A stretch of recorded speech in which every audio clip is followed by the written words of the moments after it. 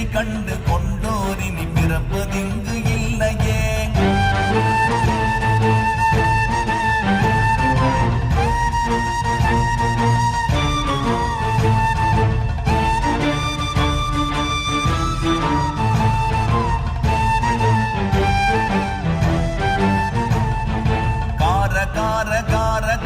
காவல் ஊழி காவலன் போரில் நின்ற பொன்னியன் மாறமா